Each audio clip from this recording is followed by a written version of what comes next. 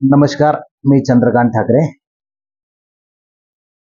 सध्या महाराष्ट्रात लोकसभेचे जे काही इलेक्शन आहेत ते आटोपलेले आहेत आणि ह्या निवडणुकीत ज्या पद्धतीने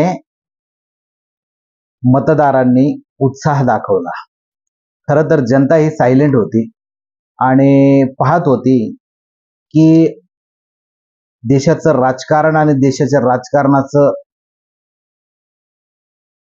कुठल्या बाजूने कल फिरतोय यासाठी जनता ही सायलेंट होती. आणि महाराष्ट्रात एकंदरीत असं चित्र स्पष्ट झालेलं आहे की सध्या सत्तेत असलेला पक्ष म्हणजेच भारतीय जनता पार्टी ही सत्तेच्या बाहेर होताना दिसत आहे आणि ते झालंही पाहिजे, कारण जनता ही खूप त्रस्त आहे. जनता खूप त्रस्त करून टाकली या लोकांनी. महागाई चरणसीमेवर, प्रत्येक गोष्ट ही परवडणासी झाली. म्हणून जनतेने ठरवलं की शांत राहायचं आणि शांत राहून भारतीय जनता पार्टीचा कार्यक्रम लावून टाकायचा. आणि तो कार्यक्रम जवळपास जनतेनेच लावला. कोणी या देशात हुकुमशाह होऊ पाहत आहे तर त्या वेळेस जनता ही पुढे येऊन हुकुमशहाला नेस्तानाबूद करण्याचं काम करत असते. आणि नेमकं 2024च्या निवडणुकीत तेच झालेलं आहे. परंतु लोकांना एकच संशय आहे, जो तो म्हणत होता की मोदींच्या विरोधात, भाजपाच्या विरोधात आम्ही मतदान केलेलं आहे. परंतु लोकांना एकच संशय आजही प्रत्येकाच्या मनात घर करून बसलेला आहे, ते म्हणजे ईव्हीएम, इलेक्ट्रॉनिक वोटिंग मशीन. या इलेक्ट्रॉनिक वोटिंग मशीन मध्ये खूप फेरफार करता येतं, ही हॅक करता येते. त्याचबरोबर भारतीय जनता पार्टी आणि त्यांचे सत्ताधारी हे जे आहेत हे कधी कधी स्ट्रॉंग रूमचा कॅमेरा बंद करून आणि मशीनची हेराफेरी देखील करतात. असा आजवरचा जनतेचा अनुभव आहे आणि म्हणूनच जनतेला संशय आहे. आम्ही एकतर्फा मतदान केलेलं आहे बीजेपीच्या विरोधात, आम्ही एकतर्फा मतदान केलेलं आहे मोदींच्या विरोधात. परंतु ह्या एकतर्फा मतदानाचं आम्हाला कुठेतरी फायदा होईल का?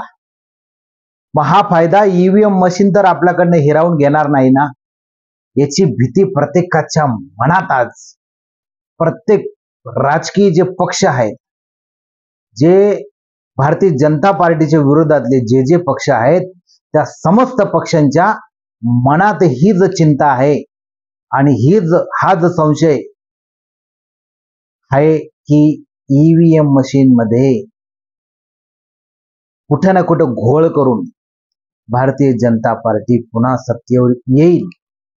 आणि देशभरात जे वातावरण आहे आज, प्रत्येक राज्य घ्या, उत्तर प्रदेश घ्या, दिल्ली घ्या, हरियाणा घ्या, पंजाब घ्या, बिहार घ्या, महाराष्ट्र घ्या, गुजरात घ्या, त्याचबरोबर राजस्थान, कर्नाटक, तामिळनाडू, तेलंगणा, पांडिचेरी, सिक्कीम, हे मिझोरम, त्याचबरोबर पश्चिम बंगाल, केरळ, या समस्त राज्यांमध्ये एकच रोष आहे, तो म्हणजे सत्ताधाऱ्यांच्या विरोधात रोष आहे.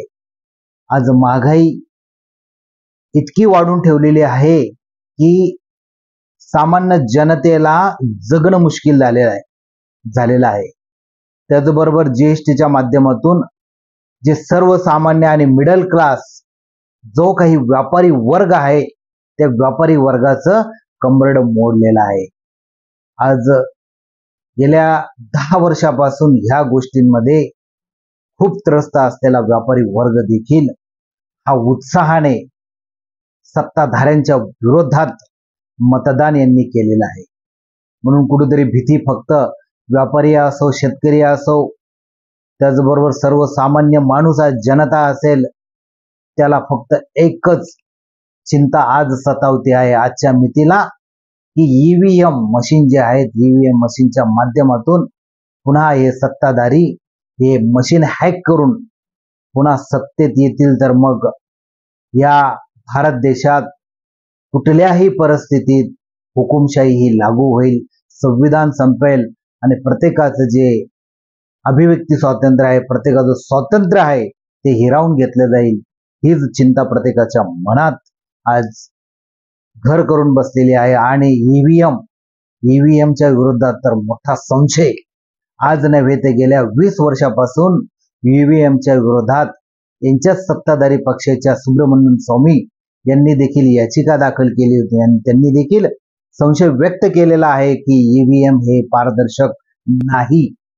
म्हणून कुठेतरी सर्वसामान्यांच्या मनात एकच चिंता सतावती आहे, एकच संशय त्यांच्यात बळावलेला आहे, तोच म्हणजे ईव्हीएम मशीन मध्ये फेरफार करून हे सत्तेत येऊ नये, एवढीच सर्वसामान्य जनतेची अपेक्षा आहे. आणि तसा सूर सर्वसामान्य जनतेमधून निघत आहे. ईव्हीएम मध्ये फेरफार होऊ नये, कारण चुनाव आयोग असेल, सुप्रीम कोर्ट असेल, ईडी असेल, सीडी असेल, ज्या संस्था आहेत या सर्व हायजॅक केलेल्या आहेत सत्ताधाऱ्यांनी. म्हणून कुठेतरी संशय हा बळावतो आणि लोकांच्या मनात जी भीती आहे ही भीती आता 2024 मध्ये म्हणजे जे रिझल्ट येतील आता ह्या 4 जूनलाच कळेल.